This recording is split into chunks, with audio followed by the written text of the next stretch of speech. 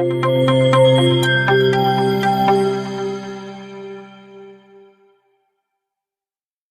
వచ్చిన మీ అందరికీ కూడా నా హృదయపూర్వక వందనాలు తెలియపరుస్తున్నాను.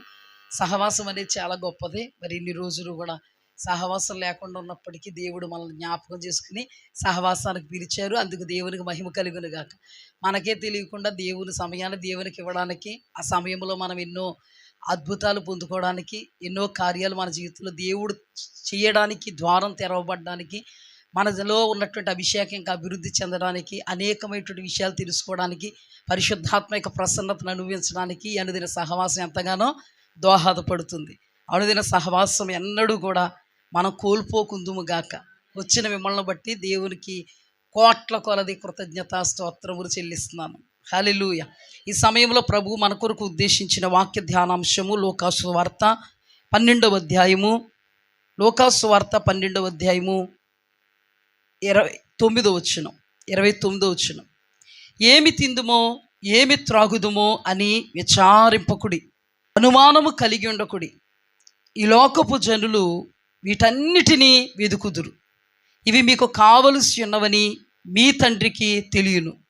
మీరైతే ఆయన రాజ్యమును వెదుకుడి, దానితో కూడా ఇవి మీకు అనుగ్రహింపబడును. హల్లెలూయా. చాలా అద్భుతంగా ఉంది కదా ఈ మాట. ఇది లూకాసు వార్తలో ఉన్న మాట. మనం చాలా సందర్భాల్లో ఈ మాటను మత్తయి సువార్తలోనే బై హార్ట్ మనకే కదా. ఏమి తిందుమో ఏమి త్రాగుదుమో ఏమి ధరించుకుందుమో అని మీ దేహమును గూర్చేయను ప్రాణమును గూర్చేయను చింతింపకుడి. ఆకాశ పక్షుల కంటే మీరు శ్రేష్ఠులు కారా? అవి విత్తవు, కోయవు, కొట్లలో కూర్చుకొనవు. వాటిని పోషిస్తున్నటువంటి దేవుడు మిమ్మును నిశ్చయముగా పోషించును. అదే మాట ఇక్కడ ప్రభువు మాట్లాడిన మాటే. ఆ ప్రభువు ఆ మాట మాట్లాడుతున్నప్పుడు ఆ సందర్భంలో శిష్యులు ఉన్నారు. హల్లెలూయా. ఒక శిష్యుడు అలా రాశాడు, మరో శిష్యుడు ఇలా రాశాడు. ఎవరెలా రాసినా ఒకే మాట. కొంతమంది ఇప్పుడు చూడండి, పాస్టర్ గారు ఉన్నారా, వచ్చేసారా ఆంధ్ర నుంచి అని అడిగారు అనుకో, ఒకరు ఏమంటారు, వచ్చేసారు అంతే. ఒకరు ఏమంటారు ఇంకొంచెం ఎక్కువగా, రాత్రి వచ్చేసారు, ప్రయాణం బాగానే జరిగిందంట. రాత్రి వచ్చేసారు, ప్రయాణం బాగానే జరిగిందంట. 9:30 అయ్యింది, 8:30 అయ్యింది. అంటే ఇద్దరికీ తెలిసింది ఒక్కటే, కానీ ఒకరు ఒక్క ముక్కతో వదిలేస్తారు, కొందరు వివరణ ఇచ్చి వదులుతారు. ఇక్కడ కూడా శిష్యులు కొందరు అదే మాటను అలా వదిలేశారు, కొందరు కొంత వివరణ ఇచ్చి మాట్లాడారు. ఆ కొంత వివరణలో ఇంకా అర్థం దాగుంది. హల్లెలూయా. అర్థం ఏంటంటే ఇక్కడ చూడండి, ప్రభువు ఏమని మాట్లాడుతున్నారంటే ఇది జాగ్రత్తగా మీరు గమనించండి. ఇక్కడ లూకా రాశాడు ఈ మాట, మార్కు కూడా రాశాడు, మత్తయి కూడా రాశాడు. కానీ లూకా రాసినటువంటి మాట ఇది మనకి దేవుడు ధ్యానాంశంగా సిద్ధపరిచాడు. మనతో మాట్లాడుతున్నాడు దేవుడు వాక్యం ద్వారా. ఏమి తిందుమో ఏమి త్రాగుదుమో అని విచారింపకుడి. విచారం, బాధ, వేదన, చింత, చీకు, ఏమైపోద్దో అయ్యయ్యో అని విచారించకండి. అర్థమైందా? మరి ఏమి చెయ్యాలి, ఏమని చెయ్యాలి అంటే అనుమానం కూడా కలిగి ఉండకండి. అనుమానం అంటే ఏంటి? సందేహం. ప్రభు ఏమన్నారు, పేతురు ఎందుకు సందేహపడితివి? ఆ సందేహం పేతుర్ని నట్టేట ముంచేసింది, సముద్రంలో ముంచేసింది. అందుకే దేవుడు ఎప్పుడు మాట్లాడినా సందేహపడకుడి. అల్పవిశ్వాసి ఎందుకు సందేహపడితివి అంటే ఇక్కడ ఏమంటున్నాడంటే చింతించకండి, బాధపడకండి, వేదన పడకండి, కన్నీళ్లు పెట్టుకోకండి, అనకండి, టెన్షన్ పెట్టుకోకండి, కాళ్ళు తొక్కేసుకోకండి. ఏమి తిందుమో ఏమి తాగుదుమో, అక్కడ ఏమి ధరించుకుందుమో అని కూడా రాశాడు. ఏమి తిందుమో ఏమి తాగుదుమో అని మీరు ఏమవద్దు, బాధపడద్దు, విచారించకండి, విచారించొద్దు, అనుమానం కలిగి ఉండొద్దు. కానీ ఇక్కడ ఒక అద్భుతమైన మాట ఏమని అంటే ఈ లోకపు జనులు వీటన్నిటినీ వెతుకుదురు. ఈ లోకపు జనులు అందరూ అంట, ఈ లోకానికి సంబంధించిన జనులు, ఈ లోకమే ఈ లోకమే ఈ లోకమే ఈ లోకమే అనుకున్న జనులంట వీటన్నిటి గురించి విచారంతో ఉంటారంట. ఈ లోకపు జనులకి దేవుడు అంటే ఎవరో తెలుసా? ఈ లోకపు జనులు నిజ దేవుడు తెలుసుకోగలిగారా? ఈ లోకపు జనులకి నిజ దేవునిలో ఉన్నటువంటి సర్వ సమృద్ధి అంటే ఏంటో తెలుసా? దేవుని బిడ్డలకి ఏం తెలుసు? ఆయన సమస్తమును ధారాళంగా దయచేయగల దేవుడు అని తెలుసు. ఇంకేం తెలుసు అంటే ఈ లోకములో ఉన్నదంతా శరీరాశ, నేత్రాశ, జీవపుడంబం, ఇది దేవుని యొద్ద నుండి వచ్చినది కాదు అని తెలుసు. ఇంకేం తెలుసు? ఈ లోకపు ధనం అస్థిరమైనది అని తెలుసు. ఇంకేం తెలుసు? దేవాది దేవుడు మనకు తోడై ఉంటే దేవాది దేవుడు మనల్ని ఎలా నడిపిస్తాడంట? సమస్తము ధారాళంగా దయచేయడమే కాదు కానీ ఆయన మనల్ని అన్ని విషయములో సుఖముగా సౌఖ్యముగా అనుభవింపజేస్తాడు. ఇది ఎవరికి తెలుసు? దేవుని ప్రజలకు తెలుసు. దేన్ని బట్టి తెలుసు? వాక్యమును బట్టి తెలుసు. వాక్యం చదివితే తెలిసిందా? దైవజనుల ముఖాంతరంగా వాక్యం విత్తబడితే తెలిసిందా అంటే దైవజనుల ముఖాంతరంగా వాక్యం విత్తబడితే తెలిసింది. ఎక్కడ తెలిసింది? ఇంట్లో తెలిసిందా? వీధిలో తెలిసిందా? సహవాసంలో తెలుస్తుంది. ఇప్పుడు మీరు జాగ్రత్తగా పాయింట్లు గుర్తుపెట్టుకోవాలి. అంతటిని కూడా నేను ఏం చేస్తాను? లింక్ చేస్తాను. ఇప్పుడు దేవుడు అంటే ఏంటో తెలిసిన బిడ్డలకి విచారము ఉండకూడదు. ఎందుకంటే దేవుడు ఏమి తిందమా, ఏమి త్రాగుదమా, ఏం ధరించుకుందామా అని మీ దేహమును గూర్చేయను ప్రాణమును గూర్చేయను చింతించవద్దన్నాడు. దేహానికి ఏం కావాలి? బట్ట కావాలి. శరీరానికి ఏం కావాలి? శరీరం పౌష్టికంగా ఉండాలంటే, ఇలా పడిపోకుండా నిఠారుగా నిలబడాలంటే ఏం కావాలి? ఆహారం కావాలి. మరి ప్రాణానికి ఏం కావాలి? ప్రాణం తల్లడిల్లిపోతుంది అంటాం, తెప్పరిల్లిందమ్మా అంటాం, అల్లలాడిపోతుంది ఏంటి? ప్రాణం అంటాం, నిదానంగా ఉందమ్మా అంటాం.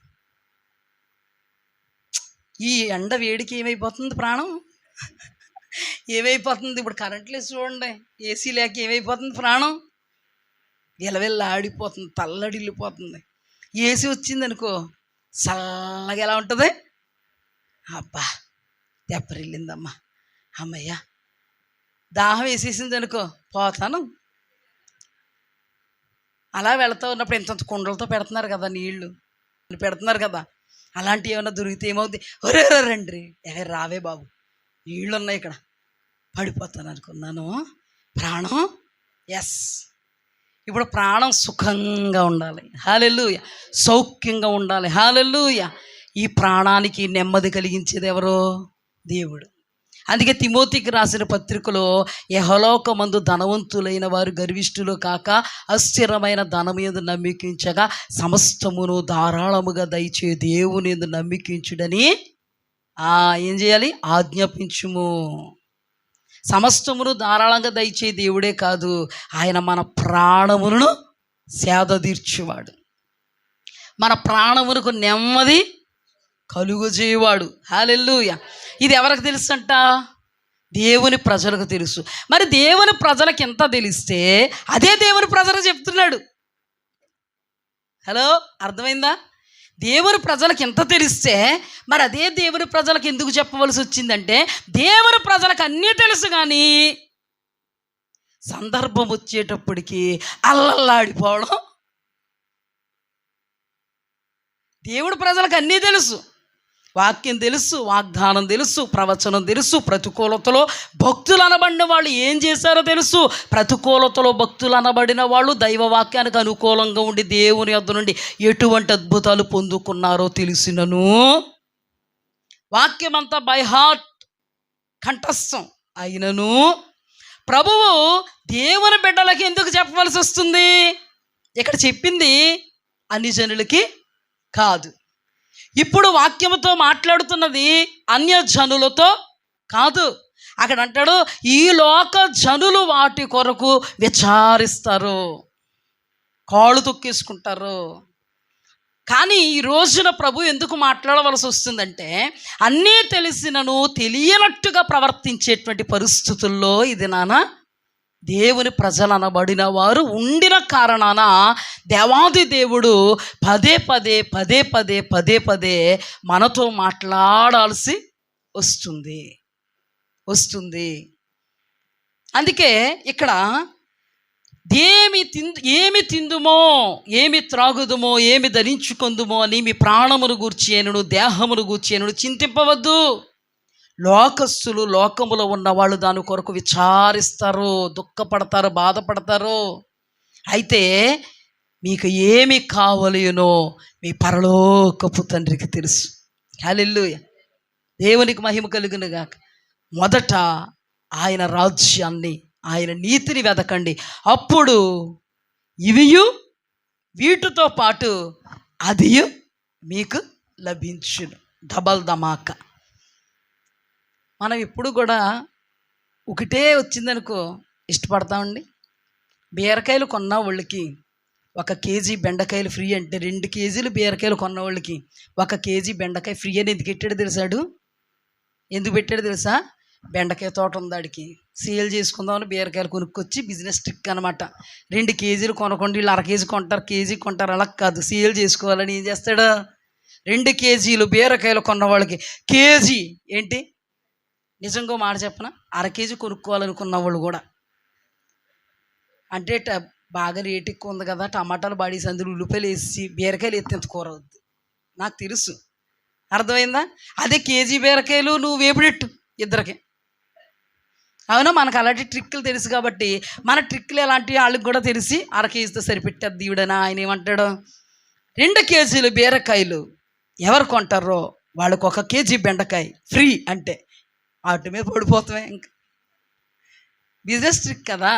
కానీ అద్భుతం ఏంటో తెలుసా, అలాంటి శరీర సంబంధంగా అలాంటి విషయాల్లో మనం చాలా ఇష్టపడతాం, ఆతృత పడతాం, లాభాన్ని అర్థిస్తాం, అపేక్షిస్తాం. కానీ ప్రభువు కూడా ఏమన్నారు తెలుసా, మొదట నా రాజ్యాన్ని మీరు వెతికితే ఈ లోకములో ఏమి తినాలో, ఏమి త్రాగాలో, ఏం ధరించుకోవాలో అవి మీ వెంట వచ్చేలాగా నేను చేస్తాను. అంతేకాదు, ఏ రాజ్యం కోసం మీరు వెతుకుతున్నారో ఆ రాజ్యానికి మీరు హక్కుదారులు అవుతారు. హల్లెలూయా, దేవునికి స్తుతి కలుగుగా. ఆఫర్స్ వీళ్ళకే కదండి, మన దేవుడి దగ్గర చాలా ఉన్నాయి. ఇప్పుడు చూడండి, జాగ్రత్తగా గమనిద్దాం ఈ అంశాన్ని. ప్రార్థన చేసుకుని 2 నిమిషాలు ఈ అంశంలోకి వెళదాం. మహాపరిశుద్ధుడా, గొప్ప దేవా, ఘనమైన తండ్రి, మీరు మాతో మాట్లాడితే మేము బ్రతుకుతాం నాయన. ఏం మాట్లాడాలో, ఎలా మాట్లాడాలో ప్రభువా నాయన నాకెలా తెలుసు ప్రభువా, వెర్రిదానను.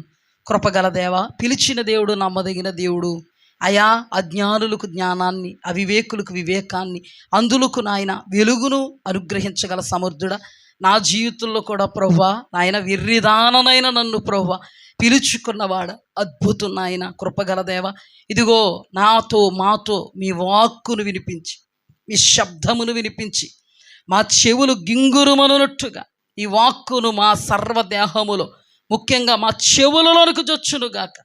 కృపగల దేవ, మాతో మీరు మాట్లాడండి. అజ్ఞాన దశలో కాక జ్ఞాన దశలో ప్రభువా మమ్మల్ని నడిపించండి.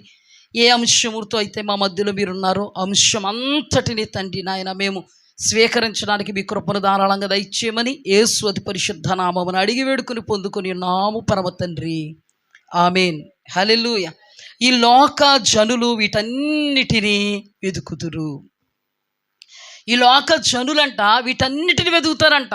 ఏం వెతుకుతారు అంటే, ఏం తిందాం, ఏం త్రాగుదాం, ఏం ధరించుకుందాం అని ఈ లోక జనులు, గమ్యము లేనటువంటి జనులు, గమ్యము ఎరగనటువంటి జనులు వెతుకుతారు. అయితే దేవుని జనులు వెతకవద్దు అని దేవుడు చెప్తున్నాడు.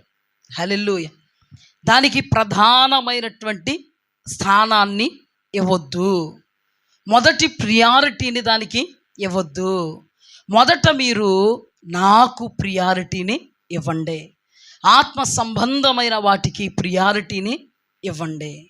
ఇక్కడ ఈ లోక జనులు వెతుకుతారు, వాళ్ళు వెతికినట్టుగా మీరు వెతకూడదు. మనం ఒక దినాన దేవుని దగ్గరకు వచ్చినా కూడా ఒకవేళ మన జీవితం అలా ఉండొచ్చు. కానీ ఈ రోజున దేవుణ్ణి మనం లోతుగా తెలుసుకున్నప్పుడు వాటన్నిటికీ స్వస్తి చెప్పి దేవుని పాదాలను మొదట వెతకగలుగుతున్నాం. హల్లెలూయ. దేవునికి స్తుతి కలుగుగాక. హల్లెలూయ. అంటే ఈ లోకపు జనులు ఎలా ఉంటారంట? వెతుకుతా ఉంటారంట. మత్తయి సువార్తకు మనం వెళితే అక్కడ కూడా మాట మాట్లాడతాడు. మీరు ప్రార్థన చేసినప్పుడు అన్యజనులు వచించినట్లుగా మీరు వచించొద్దు. ఆ మాట కూడా చూపించి నేను ధ్యానంలోకి వెళ్తాను. మత్తయి సువార్త 6వ అధ్యాయంలో ఆ మాట రాయబడి ఉంటుంది. జాగ్రత్తగా అర్థం చేసుకుందాం. మత్తయి సువార్త 6వ అధ్యాయంలో ప్రభువు సెలవిస్తున్నటువంటి మాట ఏంటంటే, మరియు మీరు ప్రార్థన చేయనప్పుడు అన్యజనుల వలె వ్యర్థమైన మాటలు వచింపవద్దు. ఇక్కడ లోకస్తులు అన్యజనులు ఇద్దరు ఒకటే. అంటే లోకస్తులు అన్యజనులు ఏమని మాట్లాడుతున్నారంటే, అన్యజనులు వలన వ్యర్థమైన మాటలు వచింపవద్దు. ఇంకా అర్థం అవడానికి, విస్తరించి మాటలాడుట వలన తమ మనవి వినబడునని వారు తలంచుచున్నారు, మీరు వారి వలె ఉండకుడి. మీకు లాస్ట్కి వచ్చాడు బాగా అర్థమవుతుంది. ఇప్పుడు ప్రభు ఏమంటున్నారు? లోకస్తులలాగా మీరు ఏం తిందాం, ఏం తాగుదాం, ఏం ధరించుకుందామని మీ ప్రాణమును గూర్చి దేహమును గూర్చి మీరు చింతించొద్దంటే ఆ లోకస్తుల్లాగా మీరు ఉండొద్దు. వాళ్ళకి మీకు వ్యత్యాసం ఉండాలి. వాళ్ళ మధ్యలో మీరు నివాసం చేస్తున్నా వాళ్ళకి వేరుబాటు జీవితాన్ని మీరు జీవించాలి. అంటే ఏంటో నేను తెలియపరుస్తాను. రెండోది ఏంటంటే, అన్యజనులు అనబడినటువంటి వారు తమ దేవతల దగ్గర మొక్కుకుంటున్నారే, వచించుకుంటున్నారే. వాళ్ళ దేవతల దగ్గర వాళ్ళు పక్కింటోడు బాగుపడాలనుకుంటారు. చెప్పండి, మీ దేవుడి దగ్గర మీరు పక్కోడు రక్షణ కోసం ప్రార్థన చేస్తారు లేదా? వాళ్ళు బాగోగుల కోసం చేస్తారు లేదా? సత్యాలు చేస్తారా? ఓ మాట, వెంకన్న బాబు 7 కొండల వాడని ఎక్కుతారు. ఎంత కష్టపడి డబ్బులు ఖర్చు పెట్టుకుని ఎక్కాం. ఎవరి కోసం ఎక్కువ అంటే కొంత కోరికలు. అన్యజనులు వలె మీరు వచింపవద్దు. ఇప్పుడు అన్యజనులు ఇక్కడ ఏమని రాయబడిందంటే, వ్యర్థమైన మాటలు వచింపవద్దు. ఇవన్నీ ఏ మాటలంట? వ్యర్థమైన మాటలు. ఏం తినాలి, ఏం తాగాలి, ఏం కట్టాలి, ఇవన్నీ అడుక్కుంటే వ్యర్థమైన మాటలు. ప్రభువా ఇలాగా, ప్రభువా అలాగంటే వ్యర్థం. అన్యజనుల వలె వ్యర్థమైన మాటలు మీరు వచింపవద్దు. విస్తరించి మాటలాడుట వలన తమ మనవి వినబడునని వారు తలంచుచున్నారు. ముక్కున్నప్పుడు వాళ్ళు ఎలా ముక్కుంటారు? తిరుగుతారు తెలుసా? ప్రదక్షిణాలు మామూలుగా తిరుగుడం కాకుండా దాన్ని ఏమంటారు? సాష్టాంగపడి ప్రదక్షిణాలు చేస్తూ ఉంటారు. ఎందుకు? పక్కోడి కోసమా? చెప్పండి అమ్మా. తమ కోసం. మీకు లాస్ట్కి వచ్చేట్టుగా అర్థమవుద్ది. ఇప్పుడు అర్థం అవ్వకపోతే తర్వాతన్నా చెప్తా. పక్కోడి కోసం కాదు, రక్షణ కోసమా, విమోచన కోసమా, విడుదల కోసమా కాదు. ఏదో కోరిక, ఏదో కోరిక చెప్తూనే ఉంటారు, తిరుగుతూనే ఉంటారు, వచ్చిస్తానే ఉంటారు, వచ్చిస్తానే ఉంటారు, కోరికలు కోరతానే ఉంటారు. అన్యజనుల వలె మీరు వ్యర్థమైన మాటలు వచింపవద్దు. విస్తరించి మాట్లాడటం వల్ల తమ మనవి వినబడినని వారు తలంచుచున్నారు. ఇప్పుడు ఇందాక మనం ధ్యానం చేసుకున్న దాన్ని బట్టి మనం ధ్యానం చేస్తే, ఏం తింటాం, ఏం తాగుతాం, ఏం ధరించుకుంటామని శరీర సంబంధంగా, కేవలం శరీర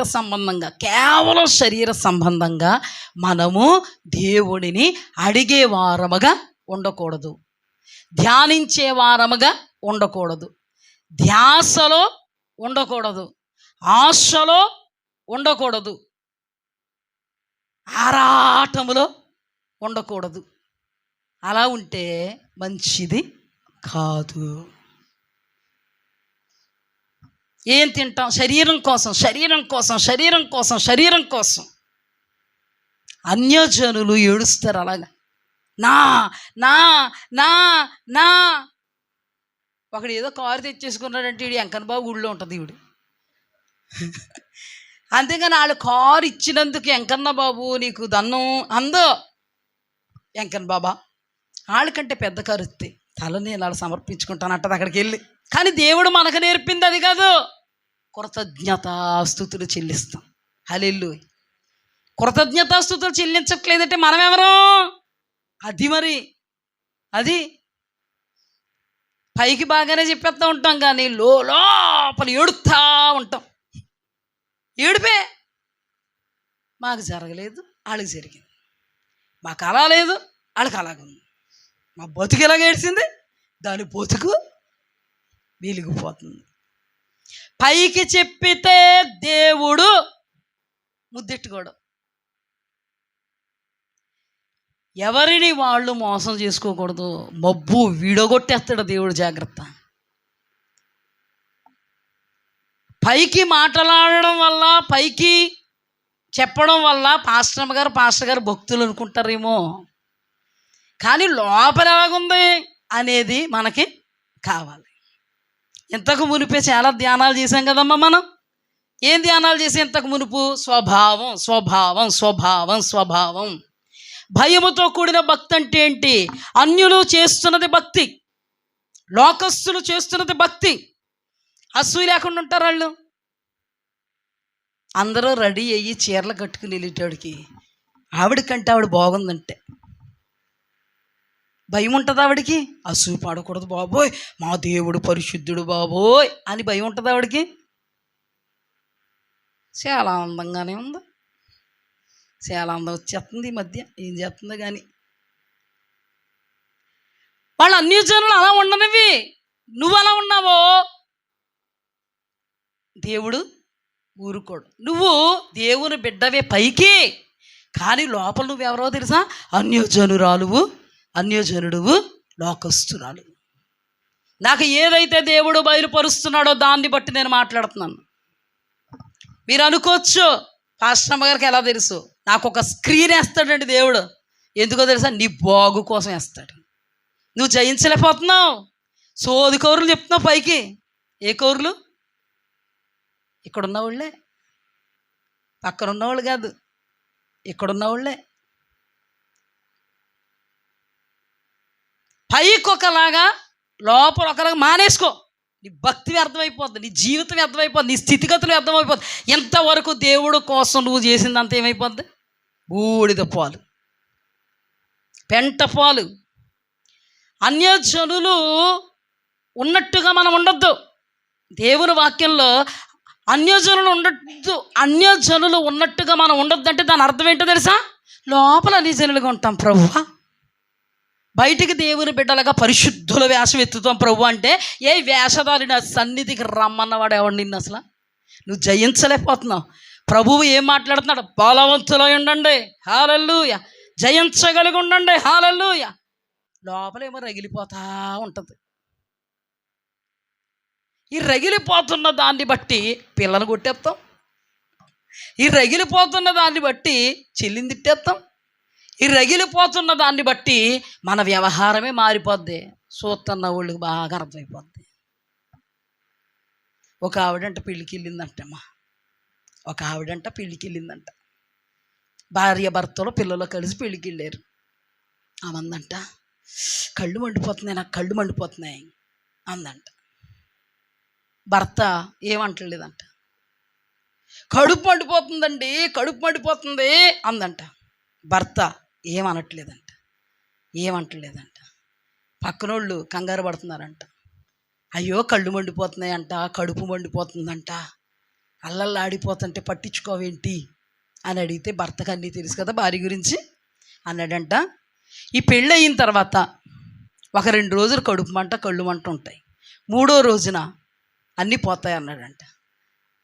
ఏ అంటే ఈ పెళ్ళిలో చీరలు కట్టుకున్న వాళ్ళని, ఈ పెళ్ళిలో నగలు పెట్టుకున్న వాళ్ళని, ఈ పెళ్ళిలో కళ్యాణ మండపం బుక్ చేసుకున్న వాళ్ళని, ఈ పెళ్ళిలో అందరిని చూసి కళ్ళు మంట ఇవిడికి, ఈ పెళ్ళిలో అందరిని చూసి కడుపు మంట.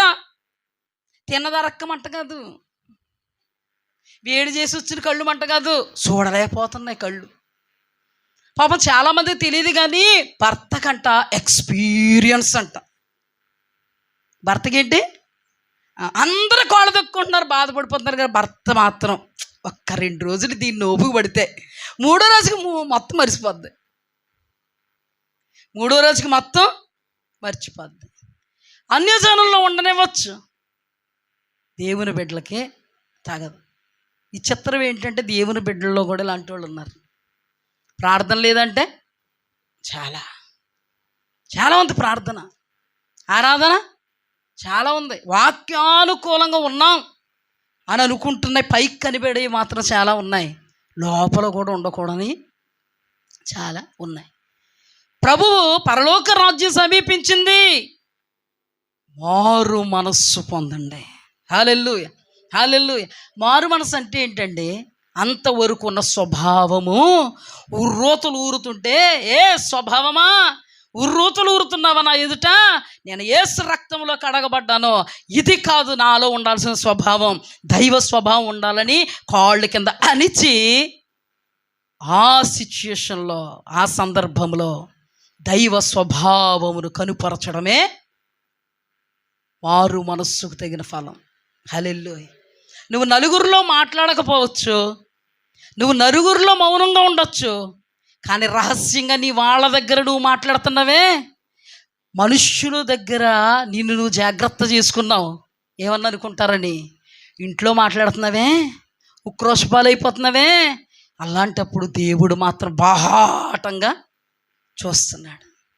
అక్కడే కళ్ళు తెరుచుకుంటాను, ఇక్కడ మాత్రం కళ్ళు మూసుకుంటాను అని అనే రకం కాదు కదా మన దేవుడు. ఏ విషయములోనైనా జాగ్రత్త సుమా. ప్రభువు నాకు బయలుపరిచిన దాన్ని నేను నొక్కి ఒక్కడించి మాట్లాడుతున్నా. ఎందుకు బయలుపరుస్తారో తెలుసా? బాగుపడ్డానికి. బలహీనులు కావద్దు, ఆత్మలో బలవంతులు కండి. పై రూపాన్ని దేవుడు లక్ష్య పెట్టాడు, హృదయ అంతరంగాలను దేవుడు లక్ష్య పెడతాడు. మనకిష్టమున్నా ఇష్టం లేకపోయినా దైవ భయం మనలో ఉంటే, దేవుని ఎడల భయముతో కూడిన భక్తి మనలో ఉంటే దేవుణ్ణి మనం సంతోషపెట్టగలుగుతాం. హల్లెలూయా. భక్తి అన్యులు చేస్తున్నారు, వాళ్ళకి అసూయ పడకూడదని తెలుసా? వాళ్ళ గురించి వీళ్ళ గురించి మాట్లాడితే పాపం అయిపోద్దని వాళ్ళకి తెలుసా? తెలీదు. ఎక్కడ కూర్చున్నా కూడా బాగానే కొలిసాడు అలా ఆయన. ఇంకిదే అప్పుడు వరకు ఆమె గురించి చెప్పుకుని, ఆమె కూడా ప్లేట్ పట్టుకుని వచ్చి వీళ్ళు మధ్య కూర్చుంటే, బాగున్నావా, ఇప్పుడు వరకు నీ గురించి చెప్పుకున్నాం, పేడ అనరు బాగున్నావా, ఎంత బాగున్నాయో, ఇప్పుడు చేయించేబెట్టి అదే చెప్పుకుంటున్నాం మేము బాగున్నాయని. పిచ్చిది అనా, అయ్యే చెప్పుకుంటున్నాను బాగున్నాయని, ఎక్కడికొచ్చాక ఏం చెప్పుకున్నావు? అయ్యయ్యో, అన్యజనులు వలె మనము ఉండకూడదు. భయముతో కూడిన భక్తి అంటే ఏంటో తెలుసా? స్వభావాన్ని కంట్రోల్ చేసుకుని, ఇది మనకు సంబంధించింది కాదు, ఇలాగుందేటి ఈ స్వభావం, ఇలాగుందేటి ఈ ఆలోచన, చిచ్చి ప్రభువా ఇది నాకు దూరం అవును గాక, నేను ఈ బాడీలో ఉండకూడదు, నేను ఇలా ఉండకూడదు. పరిశుద్ధాత్మ దేవుడు దుఃఖపడుతున్నాడండి. పైకి ఒక వేషం, లోకంలో ఒక వేషం వేస్తుంటే పరిశుద్ధాత్మ దేవుడు దుఃఖానికి హద్దులు లేవు. పరిశుద్ధాత్మను పెట్టకుడి, పరిశుద్ధాత్మను దుఃఖపెట్టకుడి, పరిశుద్ధాత్మను దుఃఖపెట్టకుడి.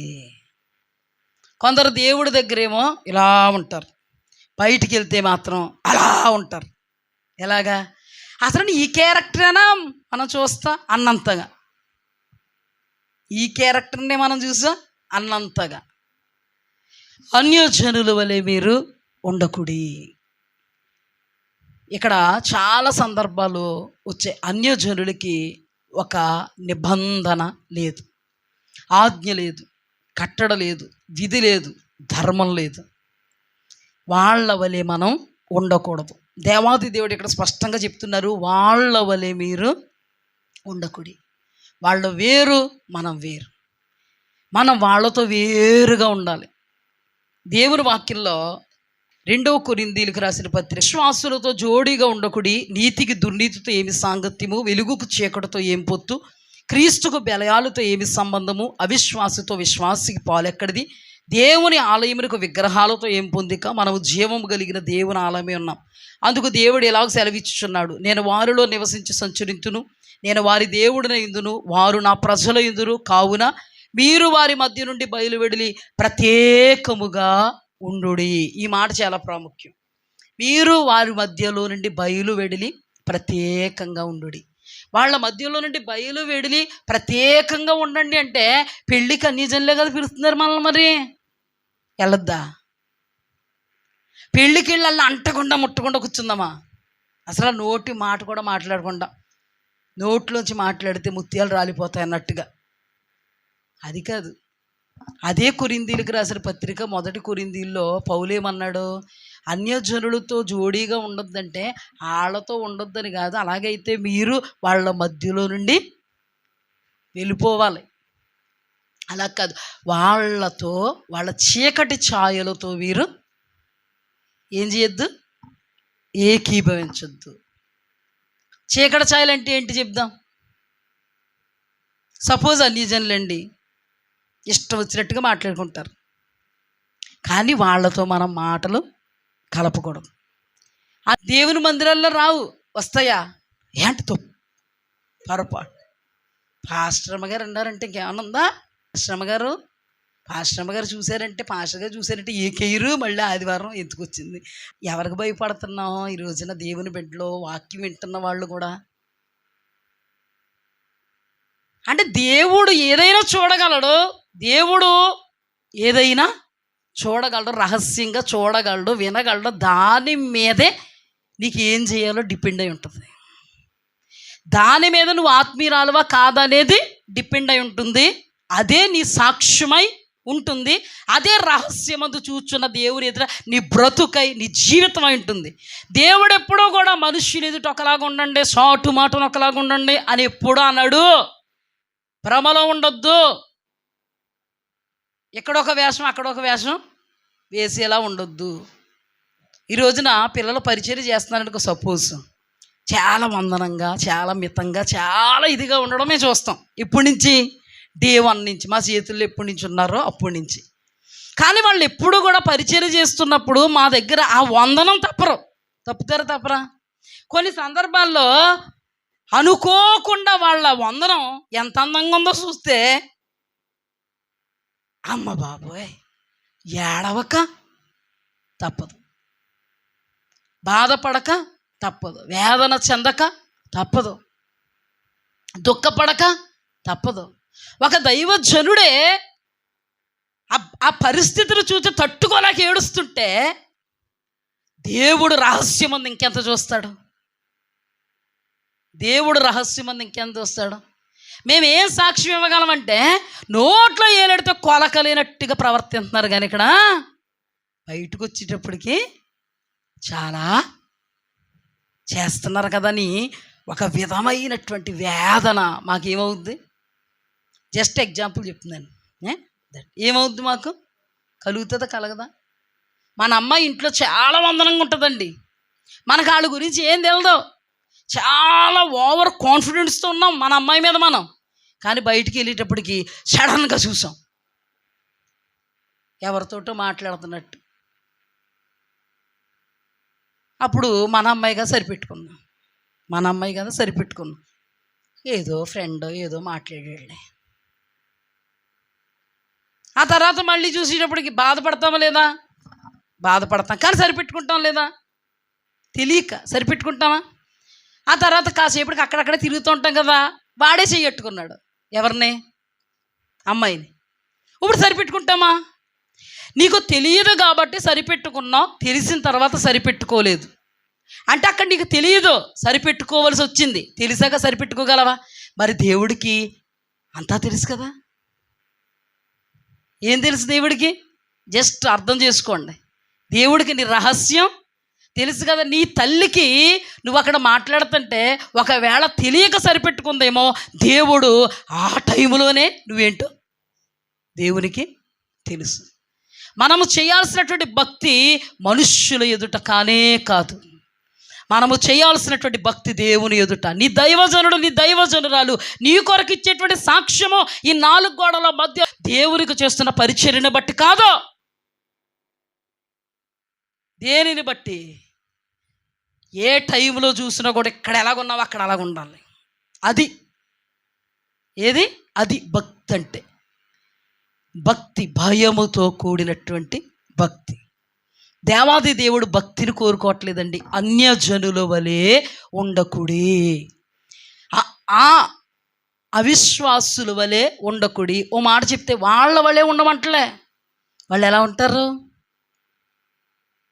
భక్తిలో ఉంటారు, భయములో ఉండరు. భక్తి అంటే ఏంటో తెలుసా? వాళ్ళు చేస్తున్నదే భక్తి. భయం అంటే ఏంటో తెలుసా? దేవుడు చూస్తున్నాడని స్వభావాన్ని అణుచుకుని బ్రతకడమే భయం. హల్లెలూయా. దేవుడు ఎప్పుడూ కూడా భయభక్తులు కోరుకున్నాడు కానీ భక్తిని కోరుకోలేదు. అన్యజనుల వలె ఉండకూడని ఎందుకన్నాడు తెలుసా? అన్యజనులు భక్తి చేస్తారు, మనము భక్తి చేసే వారంగా ఉండకూడదు. ఇంతవరకు మనం ధ్యానం చేసుకున్నటువంటి క్యారెక్టర్స్ భక్తి చేస్తున్నారా, భయభక్తి చేస్తున్నారా? ఇంతవరకు ధ్యానం చేసుకుని క్యారెక్టర్స్ భక్తి చేస్తున్నారా, భయభక్తి చేస్తున్నారా? భక్తి చేస్తున్నారా, భయభక్తి చేయట్లేదు. దేవుని వాక్యములు ఎక్కడైనా భక్తి భక్తి భక్తి అని రాయబడలే. యెహోవా యందు భయభక్తులు గలవారు చుట్టూ ఆయన దూత కావలి ఉండి వారిని రక్షించు. హల్లెలూయా. ఏమి తిందాం, ఏమి తాగుదాం, ఏమి ధరించుకుందామని మన జీవితంలో ఒకవేళ వాగ్దానం ఉందా కదా అని ఎత్తిపట్టి, ప్రభువా ఏం తిందాం, ఏం తాగుదాం, ఏం ధరించుకుందామని ప్రాణమును గూర్చేను దేహమును కూర్చొని చింతించవద్దు, మీ పరలోకపు తండ్రికి తెలియనన్నావు ప్రభువా, నీకు తెలుసు ప్రభువా అంటే దేవుడు తినాలో తాగాలో బట్టకట్టాలో అన్నీ ఇస్తాడా? మరి ఇటువంటి భక్తి చేసే వాళ్ళకి చెప్పండి అమ్మా. అలాగైతే క్రైస్తవ జనాంగం అంతా కూడా తిని తాగి తృప్తి నొందుతుందా? క్రైస్తవ జనాంగము, సార్వత్రిక సంఘము, ఈ ప్రపంచవ్యాప్తంగా క్రైస్తవులు అనబడిన వాళ్ళకి అదే దేవుడు ఇదే వాగ్దానాన్ని ఇస్తే అందరిలోని వాగ్దానం నెరవేరుతుందా? సౌఖ్యంగా బ్రతకగలుగుతున్నారా? దేవుడిచ్చిన దాన్ని అనుభవించగలుగుతున్నారా? సుఖవంతంగా తమ ప్రాణము తెప్పరలగలిగేటువంటి అనుభవం ఉంటుందా? ఆయాసముతో దుఃఖముతో బట్టగట్టుకున్న చలి ఆగదండి. దేవుని వాక్యంలో రాయబడింది కదా, కంబలు కప్పుకున్న చలి ఆగదు, కడుపుకు తింటున్న కడుపు నిండదు. కానీ ఎందుకు దేవుని బిడ్డలకే చెప్పాల్సి వస్తుంది అంటే, దేవుని బిడ్డలు అన్యజనుల వలె ఉంటున్నారు. అన్యజనులకి మనకి ఏముండాలంట? వ్యత్యాసం. వాళ్ళ వలె మనం ఉండకూడదు. అలాగని వాళ్ళతో మాట్లాడొద్దని కాదు, మాట్లాడితే అంటుకునేది ఏముండదు. కూర్చొని భోజనం చేసినంత మాత్రం అంటుకునేది ఉండదు. ఒకవేళ ఇంకా ప్రేమ ఎక్కువైతే నీ నోట్లో ఆమె పెట్టచ్చు, ఆమె నోట్లో నువ్వు పెట్టచ్చు, అందులో కూడా ఏ పాపం ఉండదు. కానీ ఎందులో పాపం ఉంటుంది తెలుసా? ఆ వెకిలి వేషాలలో నువ్వు కూడా పాలిభాగస్తురాలు పాలిభాగస్తుడు అయితే, ఆ పోకిరితనంలో నువ్వు పాలిభాగస్తురాలు అయితే, ఇంకా ఏముంటాయి? సరసోక్తులలో నువ్వు పాలిభాగస్తురాలు అయితే, అల్లరితో కూడినటువంటి ఆటపాటలో నువ్వు పాలిభాగస్తురాలు అయితే తప్పకుండా అన్యజనుల వలె ఉన్నట్టుగానే ప్రవర్తిస్తాము. ప్రభు అలా ఉండొద్దు అన్నాడు.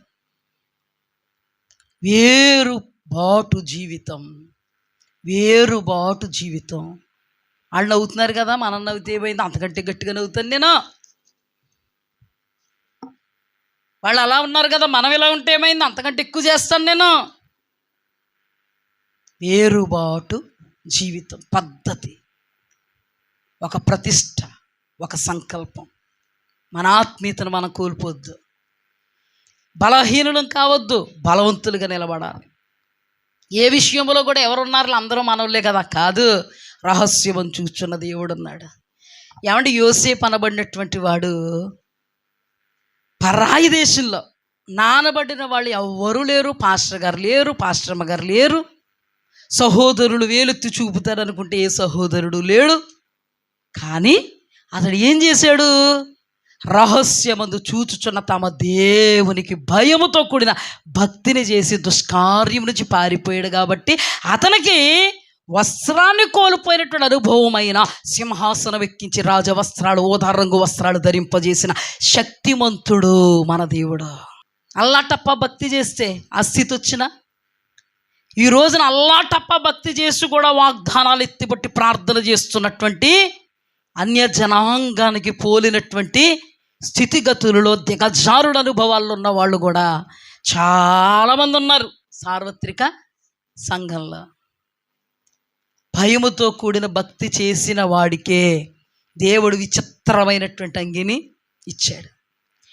ఆ భయముతో కూడిన భక్తి చేసినటువంటి వాడినే ఆ వస్త్రాన్ని కూడా లాగేసి అర్ధనగ్నంగా అమ్మేసినప్పుడు, వస్త్రం కూడా లేకుండా అర్ధనగ్నంగా అమ్మబడినప్పుడు అదే స్థితిలో దేవుడు అతన్ని పెట్టలేదు, కానీ మరుక్షణం జ్ఞాపకం చేసుకున్నాడు. హల్లెలూయా. అతనికి తినడానికి తిండి తక్కువైందా, కట్టుకోవడానికి బట్ట తక్కువైందా, ఉండడానికి నివాసం తక్కువైందా, ప్రాణానికి ఏం తక్కువైంది? ఏమి తక్కువలే, ఏమి తక్కువలే. అన్ని విషయాల్లో దేవుడు చూచుకుంటూ ఉన్నాడు. అడిగితే చూచుకున్నాడా? చెప్పాలి. అడిగితే చూసుకున్నాడా? వాగ్దానం ఎత్తిపడితే చూసుకున్నాడా? వాగ్దానం ఎత్తుపట్టుకుని ప్రభువా ఏమి తిందుమో, ఏమి తాగుదుమో, ఏమి ధరించుకుందుమో అని ప్రాణమును గూర్చేయనను, దేహమును గూర్చేయను చింతింపవద్దన్నావు. చింతించే పరిస్థితి వచ్చినా చింతించట్లేదు ప్రభువా, ఇచ్చేయి నాయన, ఇచ్చేయి నాయన అన్నావు కదా ప్రభువా, వస్త్రం లేదు నాయన అన్నాడా? తన దేవుణ్ణి చూస్తూనే ఉన్నాడు, ఆత్మీయతను కాపాడుకుంటూనే ఉన్నాడు. ఆధ్యాత్మికమైన భయముతో కూడిన భక్తిని ఏమాత్రము కోల్పోకుండా. అక్కడ ఎవరు లేరు. మనుష్యులకు భయపడేవాడైతే ఎప్పుడు నాశనం అయిపోతాడు. మనుష్యులకు కాదు, దేవునికి భయపడ్డాడు కాబట్టి దేవుడు సింహాసనం ఎక్కించాడు. హల్లెలూయా. నీ జీవితంలో కార్యస్థితిని కలుగు చేసేది దేవుడు. నీ బ్రతుకును చూచి నీకు కార్యమును జరిగించాలని అనుకునేది దేవుడు. రహస్యమందు నీ బ్రతుకును బట్టే చూస్తాడు తప్ప నీ నాటకాలను బట్టి దేవుడు కార్యం చేయడు. ఒకవేళ నాటకీయంగా ఉంటే దైవజనులకు తెలియకపోవచ్చు, సాటి సహోదరులకు తెలియకపోవచ్చు, నీ నాటకం దేవుడి ఎదుట ఉంది. దానివల్ల ఏమవుతుందో తెలుసా? ఎంత ప్రయాసపడి నువ్వు మెట్లెక్కో, నువ్వు ఇంకా గమ్యాన్ని చేరడానికి 4 మెట్లు ఉండొచ్చు. నీ ఈ రహస్యముదు దేవునికి విధేయత లేనటువంటి అనుభవం నిన్ను మొదటి మెట్టికి లాగేసింది నీకు తెలియకుండా. ఆకాను తన జీవితంలో వాగ్దానపు దేశం అదిగదిగో కంటికి కనబడుతుంది, కానీ రహస్యముదు తన దేవునికి భయపడలేదు, మనుష్యులకు భయపడ్డాడు. మనుష్యులకు భయపడి మనుష్యులకు కనబడకుండా తీశాడు, కానీ దేవుడికి కనబడకుండా ఉండలేకపోయాడు. కాబట్టి మనుష్యుల వలేదు దేవుడు ఏం చేశాడో తెలుసా? అదిగదిగో కనబడుతుంది వాగ్దాన దేశం, కట్టబడినటువంటి గృహాలు ఉన్నాయి, అక్కడ నాటని వృక్ష ఫలాలు భుజించే అనుభవాలు ఉన్నాయి, స్వాస్థ్యాలు పంచపెట్టబడతాయి. అయినను అతడు దేవుని ఎదుట రహస్యమందు భయపడని కారణాన గమ్యం ఎక్కాల్సిన వాడు, గమ్యాన్ని చేరవలసిన వాడు లాగబడ్డాడు. నీ జీవితంలో దేవుడు వాగ్దానం ఇచ్చాడా? నీ జీవితానికి దేవుడు ప్రవచనాత్మకంగా మాట్లాడా? రహస్యంగా నీ జీవితం మీద ఆధారపడడం జాగ్రత్త.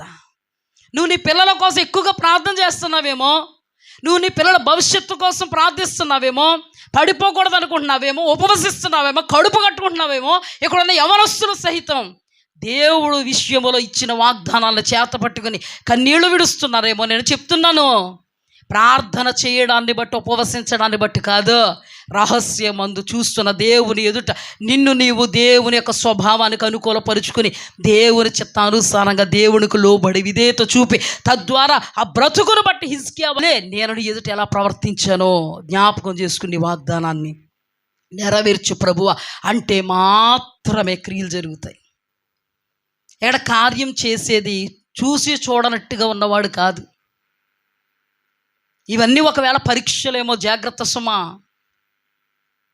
మన జీవితంలో ఒక ప్రతికూలత వచ్చిందంటే అది పరీక్ష ఏమో, గెలుస్తావో ఓడుతావో జాగ్రత్తగా పరిశీలన చేసుకో.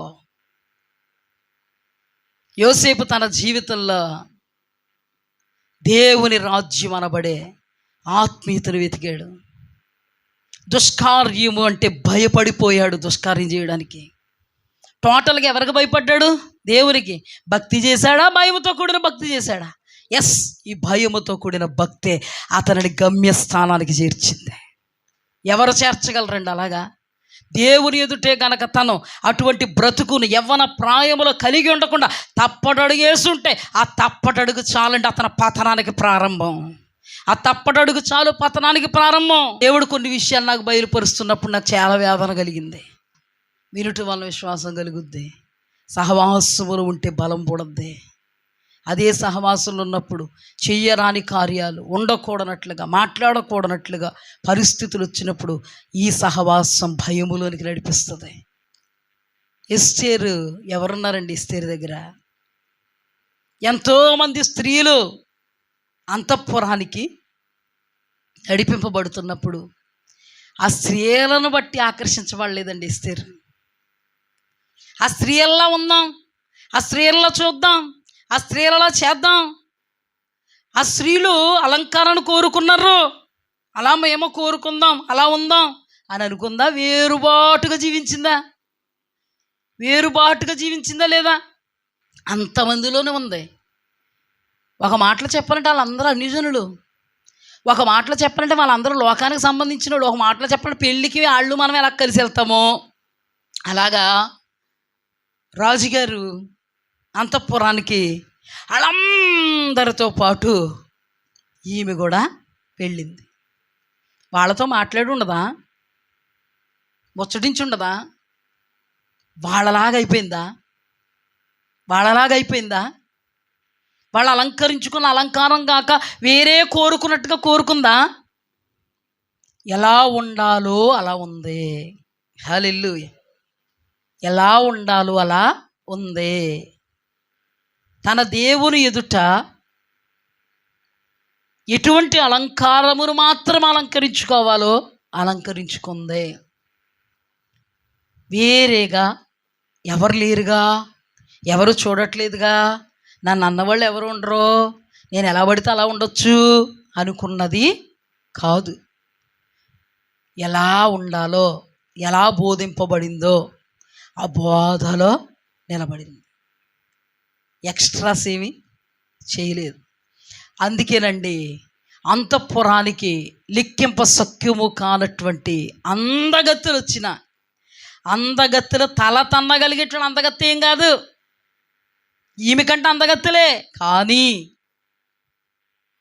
కానీ ఆ భయముతో కూడినటువంటి భక్తి రాజుగారు సరసన 127 సంస్థానాలకి రాణిగా నిలబెట్టింది. హల్లెలూయా. ఎవరు లేరు కదా? ఎవరు లేరు కాదు, నా దేవుడు ఎక్కడన్నా ఉంటాడు. హల్లెలూయా. నేను ఆకాశమునకు ఎక్కిపోదునా, అక్కడ నా దేవుడు ఉన్నాడు. నేను అగాధానికి వెళ్ళిపోదునా, అక్కడ నా దేవుడు ఉన్నాడు. పర్వతాల్లో దాగుకుందునా, అక్కడ నా దేవుడు ఉన్నాడు. నా దేవుడు లేని స్థలం లేదు. ఇదండి భయం అంటే. భక్తి అంటే దేవుణ్ణి గాలి కొదిలేసి, ఆత్మీయతను గాలి కొదిలేసి, చెప్పిన వాక్యాన్ని గాలి కొదిలేసి మన పరిదేంటో మతి తప్పి ప్రవర్తించడం భక్తి అయితే, దేవుని వాక్యాన్ని కూడగొట్టుకుని దేవుడు చూస్తున్నాడని భయముతో ప్రవర్తించడము భయముతో కూడిన భక్తి. అందుకేనండి 127 సంస్థానాలకు ఏమైంది? ఏం తక్కువైంది ఆమెకి? చూడడానికా అనాథ. ఏం తక్కువైంది? దేని గురించి అన్న చింతించిందా? అయినా దేవుడు అతీతంగా ఇచ్చాడు. ఆత్మీయత కోసం ప్రాకులాడింది. దానియేలు ఎవరండి? దానియేలు ఎవరు? దేవుడు లేడు కదా. దేవుడు ఏం చూస్తున్నాడులే, పంచపక్ష పరమన్నాలు రాజుగారి దగ్గర నుంచి మన డైనింగ్ టేబుల్ దగ్గరికి వచ్చాయి. కృతజ్ఞత స్తుతి కలుగుగాక నాథా. తినేశారా? ఎందుకండి అంత భయపడ్డాడు దానియేలు? భయపడాల్సిన అవసరం ఏంటి? నా దేవుడు నాకు ఇచ్చిన పరిధి, నా దేవుడు నాకు ఇచ్చినటువంటి ఆజ్ఞ, నా దేవుడు నాకు ఇచ్చినటువంటి ఏంటి, నా దేవుడు నాకు ఇచ్చినటువంటి త్రాసు కొలమానం నాకుంది. అది తప్పి నేను మతి తప్పి ప్రవర్తించను. అది తప్పి మతి తప్పి ప్రవర్తిస్తేనే సౌలును సమూయేలు ఏమన్నాడు? మతి తప్పి ప్రవర్తించా. మతి తప్పి ప్రవర్తిస్తే దేవుడు నెరవేరుస్తాడు అన్నిని. దేవుని నామానికి మహిమ వస్తుందా? నువ్వు చేస్తున్న ప్రార్థన అంగీకరించేస్తాడా దేవుడు? ఎలా ఉండాలి? దేవుడు చూస్తున్నాడని పరిశుద్ధతను కోల్పోకూడదు. తినేస్తే ఎవరికి తెలదు? చెప్పేవాళ్ళు ఎవరున్నారు? ఎవరికి భయపడ్డాడు అంటారు? చూచుచున్న దేవునికి. హల్లెలూయా. చూచుచున్న దేవుడా అని ప్రార్థన చేయడంలో ఏమి ఒరగదో నీకు. చూచుచున్న దేవుడు అని పదాలు వల్లించి ప్రార్థన చేస్తే ఒరిగేదేముండదు. బల్లగుద్ది చెప్తాను. చూస్తున్నాడు దేవుడని నీ హృదయములో ఆయన నిలుపుకొని భయపడితే దానికి ఫలం దక్కుద్ది. దేవుడు చూస్తున్నాడు, అందుకని నేను అపవిత్ర పరుచుకోకూడదు అని ఉద్దేశం కలిగి వాళ్ళ ప్రయత్నం సఫలమైతే దేవాది దేవుడు దానియేలుని ఏ విషయములైనా విడిచిపెట్టాడా? అక్కడ ఉన్నప్పుడు ప్రభువా తిండి, ప్రభువా బట్ట, ప్రభువా నివాసం, ప్రభువా నా ప్రాణం హాయి అన్నాడా? తనకు అద్భుతమైన ఆహారం శరీరానికి సంబంధించింది వస్తేనే ఇందులో అపవిత్రత ఉందని ఏం చేశాడు? త్రోసుకున్నాడు. ఏం జరిగింది? దేవుడు ఏం చేశాడో తెలుసా? అతీతంగా జ్ఞాపకం చేసుకున్నాడు. హల్లెలూయా. ఒక అతీతుడిగా మన మధ్యలో నిలబడ్డాడండి దానియేలు. దేవుడు జీవము గల దేవుడిని రాజు చేత రాజ్యం అంతా చాటించాడు. ఈ రోజున భక్తులు అనబడినటువంటి వాళ్ళు తమ జీవితంలో దేవుని ఎదుట అన్యజనుల్లో లేరు. దేవుని ఎదుట భయముతో కూడిన భక్తి చేసి అన్యజనులకు వేరుగా ఉన్నారు. అందుకే ఈ రోజు వరకు మనకు మాదిరయ్యారు. వాళ్ళ బ్రతుకులు ఒక్కసారి ధ్యానం చేస్తే, వారి జీవితాలు ధ్యానం చేస్తే, వారి యొక్క అద్భుతమైనటువంటి అతీర్థమైనటువంటి వైభవాన్ని ధ్యానం చేస్తే అబ్బా అనిపించేలాగా ఉంది. చూడ్డానికి ఒక అనాథ, 127 సంస్థానాలకి మహారాణి, చూడడానికి ఒక బానిస అనామకుడు ఐగుప్తు దేశంలో. దేవుని మహా ఉచితమైన కృపలో ఐగుప్తు దేశానికి ఫరో అంతటి వాడు. చూడడానికి ఒక బానిసగా వచ్చాడు దానియేలు, కానీ అదే బబులోను సామ్రాజ్యముల ప్రథముడు. వీళ్ళందరూ బ్రతుకులు ఎందుకున్నాయి అలాగా? ఎందుకున్నాయి తెలుసా? దేవుడు రహస్యమందు చూస్తాడు అని అనుకున్నందుకున్నాయి. అన్యజనుల వలె మనం ఉండకూడదు అని అనుకున్నందుకు ఉన్నాయి. మనకొక పరిధి ఉంది, మనకొక కట్టడి ఉంది, మనకొక విధి ఉంది, మనకొక ధర్మం ఉంది అనుకున్నందుకు ఉన్నాయి. ఈ రోజున యవ్వనస్తులుగా మీరైనా, ఆత్మీయులుగా మీరైనా, పురుషులైనా మరెవరైనా సంఘానికి ఒక క్రమం ఉంది. సంఘానికి ఏముంది? క్రమం ఉంది. సంఘానికి ఒక సాక్ష్యం ఉండాలి. సంఘానికి ఏముండాలి? సాక్ష్యం కోల్పోకూడదు. ఈ రోజున సాక్ష్యం కోల్పోతున్న వాళ్ళు సార్వత్రిక సంఘంలో దైవజనులు కూడా ఉన్నారు. ద్వారా దేవుని నామానికి ఏం కలగాలి? మహిమ కలగాలి. పరిశుద్ధాత్మ దేవుడు ఎందుకు నడిపించారో నాకు తెలియదు, కానీ ఇందులో దేవుడు ఒక వే నాకు బయలుపరిచారు. ఆ వేలోకి ఇంకా రాకుండానే మెసేజ్ ఏమైపోయింది? కంప్లీట్ అయిపోయింది.